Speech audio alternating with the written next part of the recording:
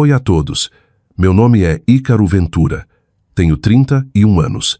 Por 23 anos, preparei as refeições do meu irmão, limpei o quarto dele, dobrei suas roupas e fiquei de fora de quase todas as fotos de família, enquanto meus pais o tratavam como o único que importava. E a primeira vez que alguém interrompeu esse padrão foi na leitura do testamento da minha avó, quando minha mãe me mandou esperar lá fora. O advogado ergueu os olhos e disse: "Não, ele fica." A sala ficou em silêncio. Não um silêncio barulhento, nem de suspiros chocados. Pior.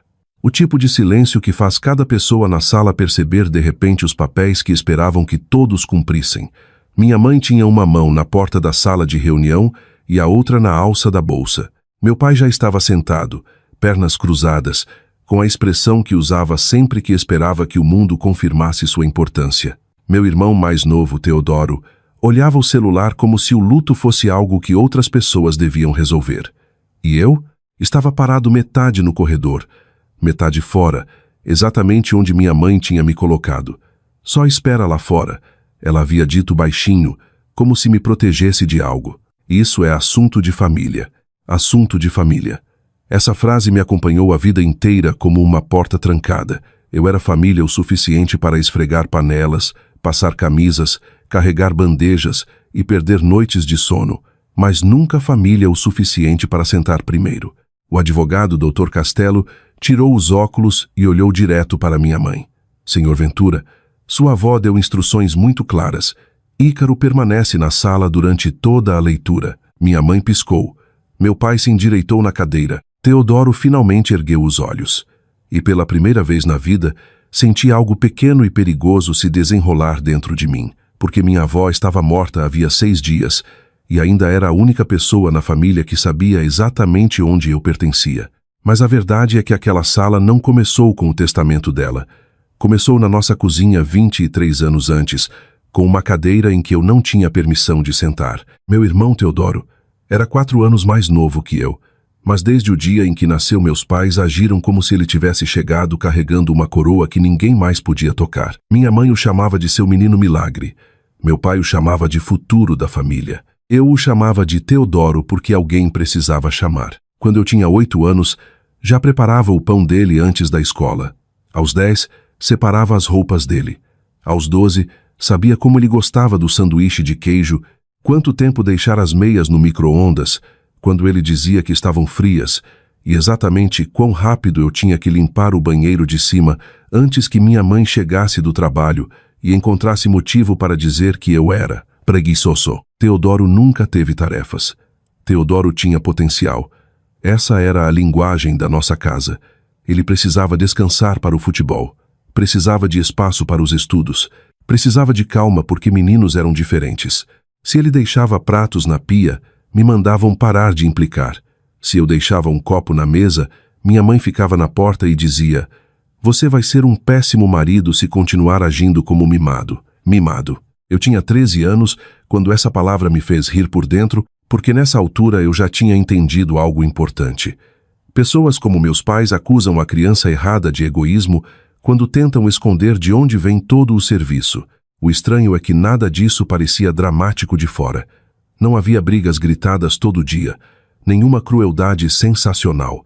Por isso famílias como a minha sobrevivem tanto tempo em público. Tudo era polido, quieto, explicável. Teodoro ganhou o quarto maior porque era menino. Eu aprendi a cozinhar porque era bom para mim.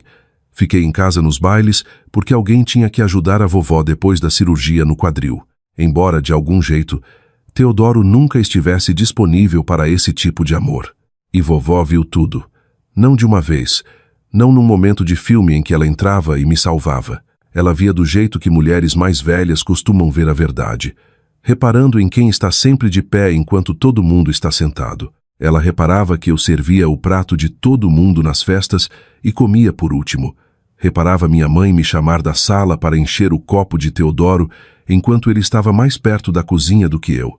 Reparava que, quando parentes vinham, meu pai se gabava do futuro de Teodoro, mas me apresentava dizendo: "Ícaro é uma grande ajuda para a mãe dele." Uma ajuda, como se eu não fosse filho, mas um acessório da casa. A primeira vez que vovó contestou abertamente, eu tinha 16 anos. Teodoro derrubou uma tigela cheia de feijoada no tapete da sala e minha mãe virou automaticamente para mim. Ícaro, limpa isso. Vovó, da poltrona perto do abajur, disse: Por quê? A mão dele está quebrada? Ninguém se mexeu. Teodoro riu sem graça. Meu pai disse: Ah, vai, mãe. Mas vovó continuou olhando para ele. Não para mim. Ele tem 2 braços, Shirley. Ele também, Thomas. Engraçado como a única pessoa que vocês treinaram para se mover nesta casa é o menino. Aquela frase ficou no ar como fumaça. Nada mudou da noite para o dia. Famílias como a minha nunca mudam da noite para o dia. Elas se adaptam em torno da exposição. Depois disso, minha mãe ficou mais cuidadosa na frente da vovó. Meu pai a chamava de antiquada quando ela reclamava.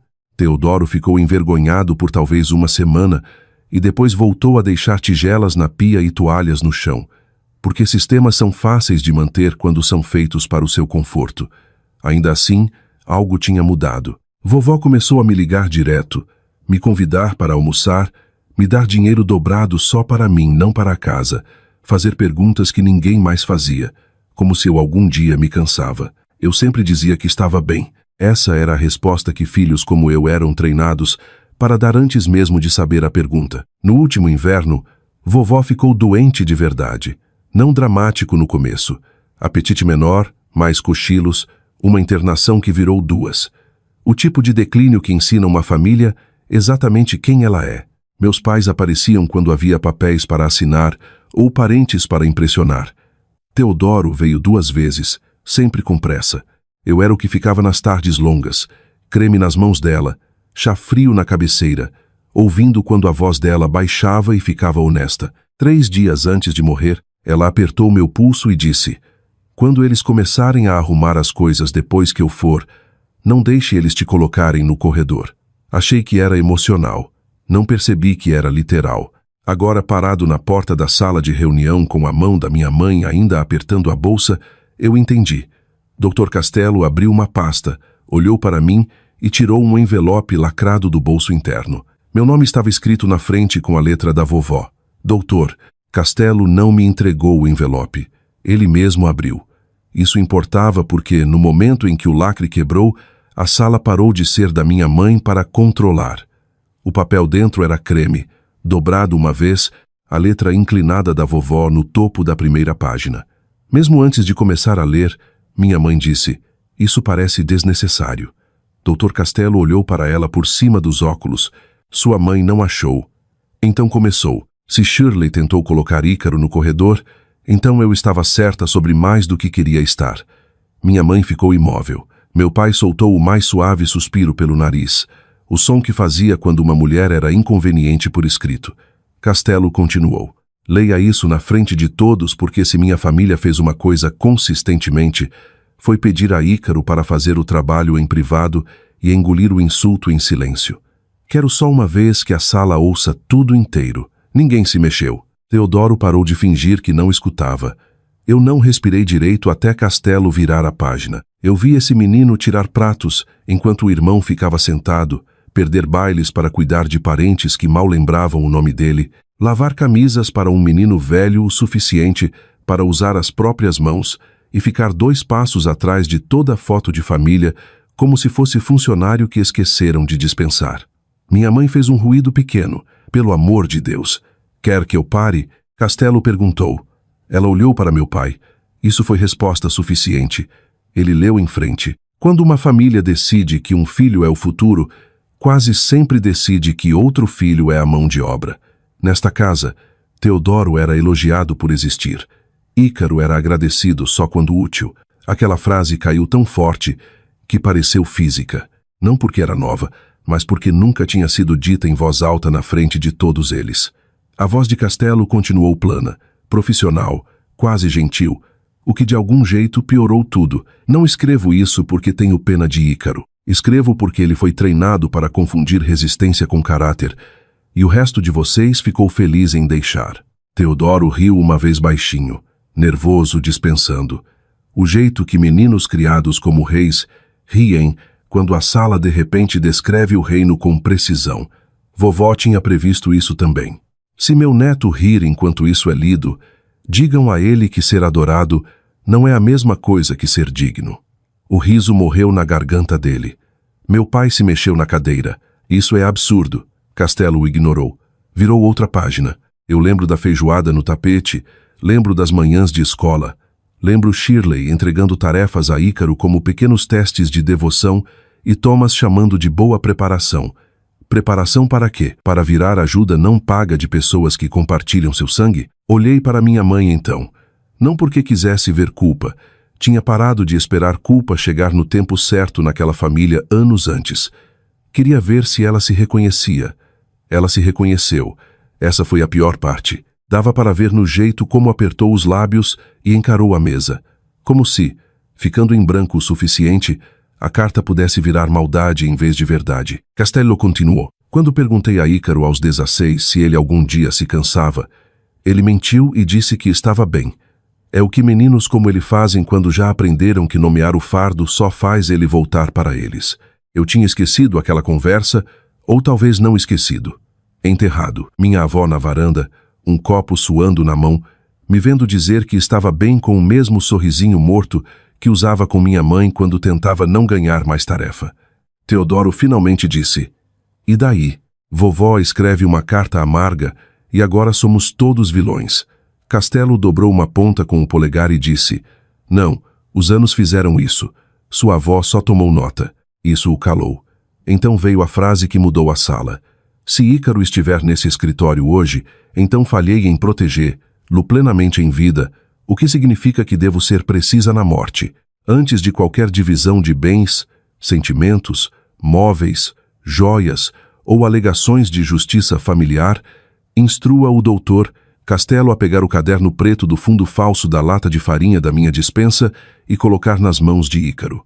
A cabeça da minha mãe deu um solavanco. Meu pai ficou branco primeiro, depois vermelho.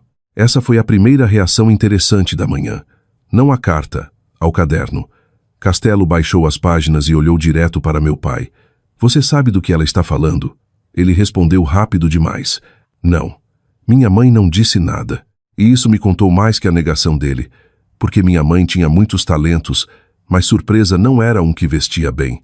O que cruzou o rosto dela não foi confusão, foi pavor. Castelo dobrou a carta com cuidado, colocou ao lado da pasta e disse: "Vamos pausar a leitura." "Para quê?" Meu pai exigiu. "Para pegar o caderno que sua mãe claramente considerou relevante." Teodoro bufou. "Isso é loucura. Provavelmente é algum caderno velho de compras."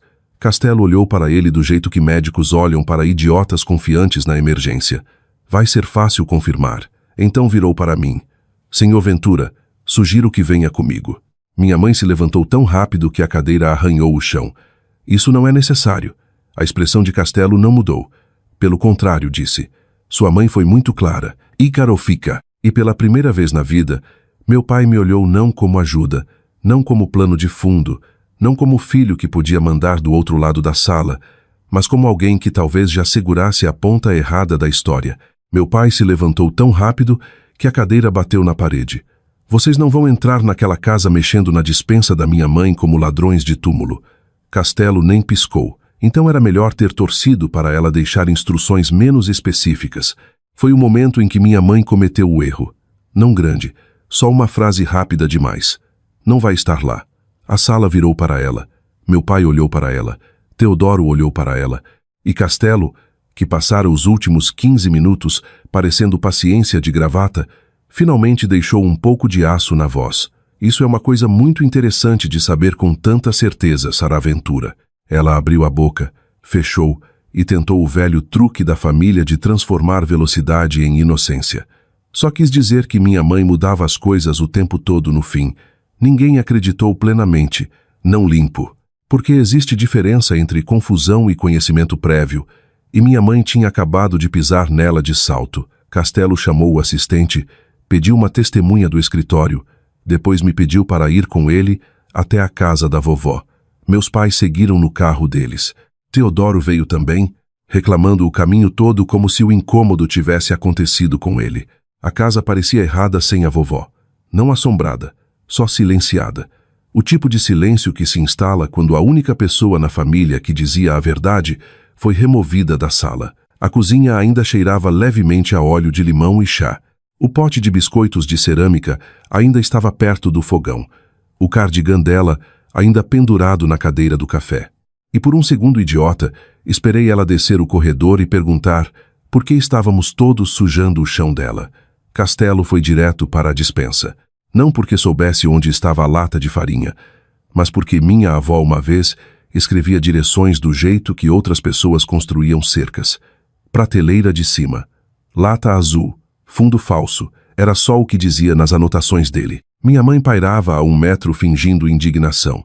Meu pai ficava dizendo coisas como: "Isso é degradante, e vocês estão fazendo suposições do humor de uma velha." Teodoro se encostou no batente com os braços cruzados, já entediado, como se as últimas instruções da avó interrompessem algo mais importante no dia dele. Castelo puxou a lata azul de farinha, esvaziou metade numa tigela do balcão, depois bateu o fundo uma vez com um nó do dedo. Oco! Ninguém falou. Ele enfiou uma faca de manteiga na borda interna e levantou. O fundo falso subiu limpo. Dentro estava o caderno preto. Minha mãe sentou de verdade. Foi assim que soube que ela já tinha visto. Não lido, talvez, mas visto. Sabia o suficiente para ter medo. A capa estava gasta nas bordas. Letra da vovó na frente. Registro da casa. Particular. Castelo abriu na mesa da cozinha. As primeiras páginas pareciam inofensivas. Contas de mercado, notas de contas, datas de concerto. Então virou para uma página marcada com fita vermelha e a sala mudou. No topo, na letra inclinada e caprichada da vovó, 4 palavras. O que Ícaro carregou. Ninguém se mexeu. Castelo leu em silêncio por um segundo. Depois passou o caderno para mim. Não sei o que esperava. Não aquilo. Página após página. Datas, tarefas, horas, eventos escolares perdidos, fins de semana cancelados, refeições preparadas, cargas de roupa, visitas ao médico. Eu levava a vovó também porque meus pais estavam ocupados com Teodoro. Cuidar dos primos quando minha mãe me oferecia sem perguntar. O verão em que tinha 17 anos, tinha entradas para todo dia que Teodoro treinava para o campo de futebol. Café da manhã feito, uniforme lavado, almoço arrumado, quarto limpo, chuteiras achadas, carona combinada. Ao lado de 3 entradas, vovó tinha escrito na margem: "Mãe chamou isso de nada." Outra seção era pior: dinheiro. Meu presente de formatura da tia Denise, emprestado para compras da casa. Meu salário parcial da farmácia, levado para custos da casa, enquanto as taxas de torneio de Teodoro eram pagas integralmente. A pequena poupança para a faculdade que vovó começou para mim aos 10 anos. Encerrada, transferida. Usada para o depósito da moradia do primeiro semestre de Teodoro. Sentei ali com o caderno aberto nas mãos e senti algo se partir limpo dentro de mim. Não porque nunca soube que meus pais favoreciam ele. Porque favoritismo é uma coisa, documentação é outra. Dor você sobrevive. Prova reorganiza sua coluna. Teodoro deu um passo à frente então, finalmente interessado. O que isso prova? Olhei para ele. E antes que eu respondesse, Castelo esticou o braço pela mesa, virou 6 páginas adiante e disse: "Talvez esta parte." Virou o caderno para meu pai. Coladas nas 2 páginas estavam cópias de 2 cheques.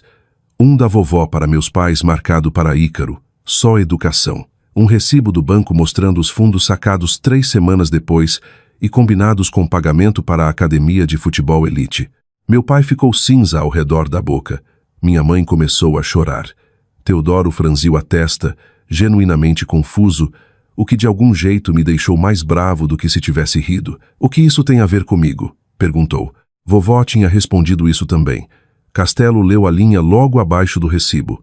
"Ele beneficia, então vai alegar inocência. É assim que filhos de ouro são construídos." A cozinha ficou completamente imóvel. Então Castelo virou mais uma página. Um bilhete lacrado estava colado na capa de trás. Do lado de fora, na letra da vovó: "Se o caderno for encontrado, leia isso só depois que eles negarem tudo." Meu pai se levantou. "Estou fora disso." Castelo pôs a mão no bilhete. "Você pode estar", disse, mas sua mãe não estava. E pela primeira vez naquela tarde, ninguém tentou impedir quando ele quebrou o lacre. O papel dentro era mais fino que a carta anterior, mas a letra mais afiada, menos carinhosa, mais final. O tipo de escrita que as pessoas fazem quando não tentam mais convencer ninguém de nada. Leu a primeira linha em voz alta. Se estão ouvindo isso, então já mentiram na minha cozinha. Minha mãe fez um som como se tivesse sido golpeada. Meu pai não sentou de novo. Castelo continuou. Thomas vai dizer que Teodoro não sabia de nada. Shirley vai dizer que Ícaro era amado do jeito dele. Teodoro vai parecer confuso porque confusão sempre foi a camisa mais limpa estendida para ele. O rosto de Teodoro corou imediatamente. Isso é ridículo, disse. Castelo leu direto por ele. Estou cansado da história da família de que Ícaro era apenas útil. Útil é trazer um prato. Útil é levar alguém a uma consulta. 23 anos de serviço, não pago dentro da própria infância, não é ajuda. É extração vestida de virtude. Ninguém se mexeu. Ouvi a geladeira zumbir. O relógio acima do fogão tic-taquear uma vez. Meu pai cruzou os braços, mas era tarde demais para a postura agora. O bilhete tinha a sala. Castelo virou a página. Vi Shirley deixar esse menino comer por último por anos. Vi Thomas elogiar o filho por respirar e a filha por esfregar panelas. Vi dinheiro de faculdade desaparecer em futebol. Compras virarem lições e todo o protesto refeito como desrespeito.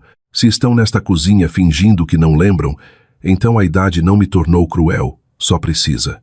Minha mãe chorou mais forte. Não porque as palavras eram injustas, porque eram exatas. Essa distinção importa.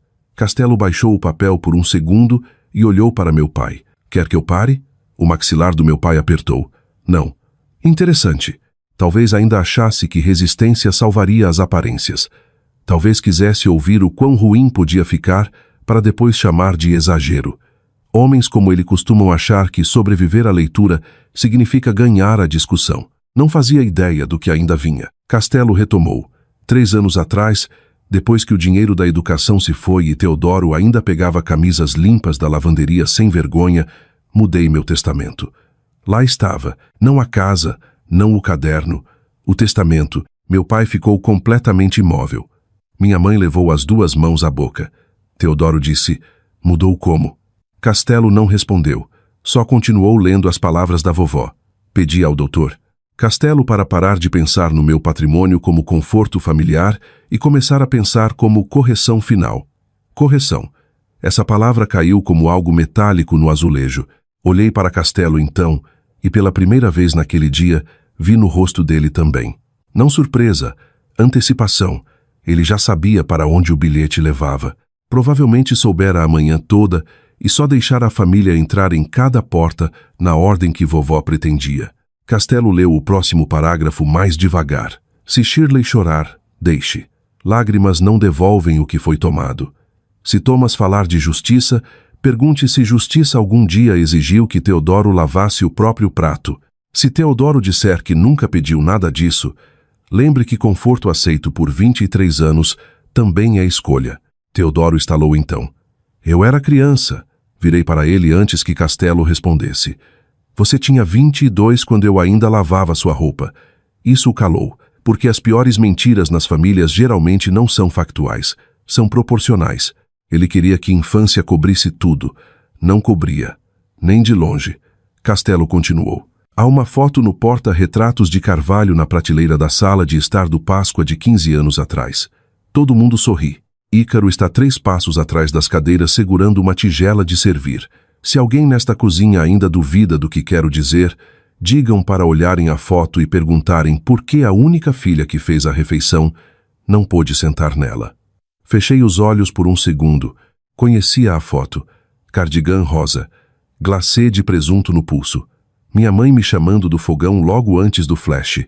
Tinha esquecido essa parte até vovó recolocar no meu corpo com uma frase. Meu pai olhou para o lado primeiro. Isso também era importante. Não porque a vergonha tivesse chegado completamente, mas porque a memória tinha. Castelo chegou ao parágrafo final. Não consolem eles antes da leitura terminar. Eles confundiram a suavidade de Ícaro com consentimento vezes demais já. Coloquem eles de volta nas cadeiras, levem ao escritório e terminem exatamente como escrito. O bilhete terminava aí. Sem floreio de assinatura, só Eleonora Ventura em tinta escura firme. A cozinha ficou quieta por vários segundos depois que Castelo dobrou o bilhete. Minha mãe chorava abertamente agora, mas não mudava o ar. Meu pai parecia alguém que acabara de perceber que a casa, o caderno, o bilhete, nada era acidental. Vovó não deixara caos, deixara sequência. Teodoro finalmente disse, mais suave agora. O que ela quer dizer com terminar exatamente como escrito?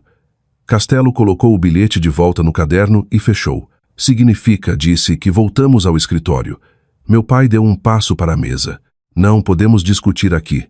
Castelo olhou para ele com algo próximo a tédio. Não, disse.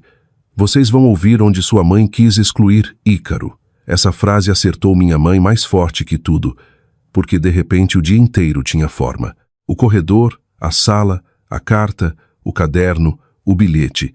Vovó construíra cada passo para forçar o padrão familiar para o aberto primeiro, antes que o dinheiro entrasse. E enquanto Castelo pegava o caderno e nos mandava sair, percebi que a leitura final não seria sobre luto, seria sobre consequência.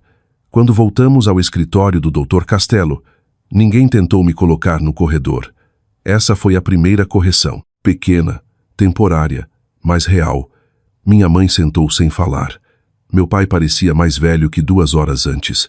Teodoro ficava olhando o caderno preto, como se ainda pudesse se transformar em algo menos danoso se parasse de olhar direto. Não transformou. Castelo esperou até estarmos todos sentados. Então abriu o testamento. Sem discurso longo, sem teatro. Só a voz da vovó traduzida em linguagem legal e escolhas finais. Doações específicas em dinheiro para a biblioteca da igreja e o abrigo de mulheres. A aliança de casamento para a tia Denise, o relógio antigo para o irmão dela. Então a casa, a residência na Rua das Mangueiras, junto com todos os móveis não designados de outra forma, passará integralmente para meu neto, Ícaro Ventura. Minha mãe fechou os olhos. O rosto do meu pai não mudou no começo. Era como ele lidava com o impacto, ficando muito imóvel e torcendo que o controle voltasse, se parecesse disciplinado o suficiente. Teodoro disse, o quê? Castelo continuou lendo. A conta de investimentos listada no anexo B, o portfólio de títulos no anexo C e a reserva de dinheiro mantida no Banco do Brasil também passarão integralmente para Ícaro Ventura. Esse foi o golpe real, não a casa. O fato de que vovó não deixara um confortinho de compromisso que eles pudessem usar para chamar o resultado de injusto, sem fundo compartilhado, sem divisão equilibrada, sem pote familiar para meus pais supervisionarem enquanto elogiavam o futuro de Teodoro e me designavam gratidão como dever. Só meu nome, de novo e de novo. Meu pai finalmente encontrou a voz. Isso não faz sentido. Castelo olhou para ele. Fez perfeito sentido para sua mãe. Teodoro riu uma vez, agudo e descrente. Então ela deu tudo para Ícaro porque lavava pratos? Virei para ele antes que Castelo respondesse. Não, disse. Deu para mim porque todo mundo nesta família me tratava como parte da cozinha. Isso caiu mais forte do que esperava. Talvez porque fosse a primeira coisa que eu dizia o dia todo simples o suficiente para não se esconder atrás. Castelo virou uma página e seguiu. Há uma instrução final sobre qualquer contestação a este testamento. Claro que havia. Vovó nunca pusera uma mesa sem planejar a limpeza. Se qualquer beneficiário contestar este testamento ou tentar pressionar Ícaro Ventura para a redistribuição privada fora do conselho, a parte restante dessa pessoa será revogada e redirecionada para o Fundo Eleonora Ventura, para meninas em moradia transitória. A cabeça de Teodoro deu um solavanco. Parte restante? Castelo assentiu uma vez. Sua avó deixou algo para você. Esticou a mão na pasta e puxou um envelope menor. Nome de Teodoro. Meu irmão pegou como se pudesse morder. Dentro havia um bilhete escrito à mão e um cheque administrativo. R. 5.000. Só isso. Teodoro encarou o valor como se fosse um insulto em forma numérica. Castelo leu o bilhete quando Teodoro não leu. Teodoro, isso é suficiente para um depósito, um colchão e seu primeiro mês aprendendo onde seus pratos vão, quando nenhuma mulher segue atrás. Com amor, vovó. Eu tive que apertar os lábios para não rir. Minha mãe fez um som escandalizado. Meu pai se levantou até a metade. Isso é humilhante. Castelo dobrou o bilhete. Não disse. O que era humilhante era fazer seu filho carregar sua casa e chamar de caráter. Ninguém falou depois disso. E pela primeira vez em 23 anos, o silêncio na sala não era meu para preencher. As consequências vieram rápido. Minha mãe chorou no estacionamento e me disse que nunca quis que as coisas ficassem tão desiguais. Essa foi a palavra dela, desiguais, como se minha vida inteira tivesse sido uma toalha de mesa ligeiramente fora do centro, em vez de um sistema construído sobre meu trabalho. Meu pai tentou um último ângulo na semana seguinte. Pediu para nos encontrarmos como família. Concordei só porque Castelo me disse para nunca encontrar um homem desesperado sozinho quando há herança na mesa. Papai sentou na minha frente num restaurante e falou por 14 minutos, sem dizer uma vez as palavras: eu estava errado. Disse que vovó tinha sido emocional, que deixou rancores velhos colorirem o julgamento, que eu não era o tipo de pessoa que precisava de todo aquele dinheiro mesmo. Essa frase me contou tudo. Mesmo então, mesmo depois do caderno, mesmo depois do bilhete, mesmo depois do testamento, ele ainda achava que minha força me tornava mais fácil de despir. Levantei, coloquei dinheiro na mesa para o meu café e disse: é por isso que ela deu para mim. Então saí. Teodoro se mudou em 3 semanas.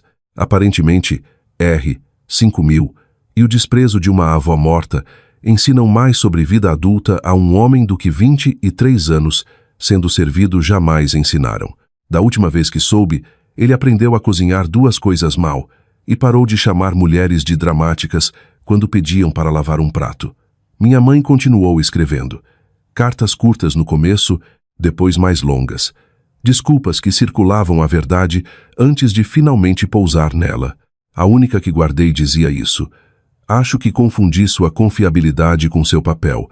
Deixei a casa depender de você porque era mais fácil do que pedir aos homens dela para mudar. Essa doeu porque era verdade. Quanto a mim, fiquei com a casa. Não por vingança, porque pela primeira vez na vida queria morar em algum lugar que não tivesse ganhado servindo as pessoas dentro dele. Repintei a cozinha, mudei a mesa para ninguém sentar na cabeceira por padrão, emoldurei a foto da Páscoa que vovó mencionou e pendurei no corredor. Não porque quisesse lembrar a humilhação, mas porque queria prova de que alguém tinha visto claramente muito antes de mim. Às vezes ainda me pego de pé quando ninguém pediu, ainda esticando para pratos depois que os outros sentaram. Esse tipo de treino não evapora só porque um advogado lê a verdade em voz alta, mas agora quando noto, eu sento. Isso é o que a herança se tornou para mim no fim. Não as contas, não a casa. Permissão. Permissão para parar de performar utilidade em troca de pertencimento. Oi a todos. Obrigado por estarem aqui.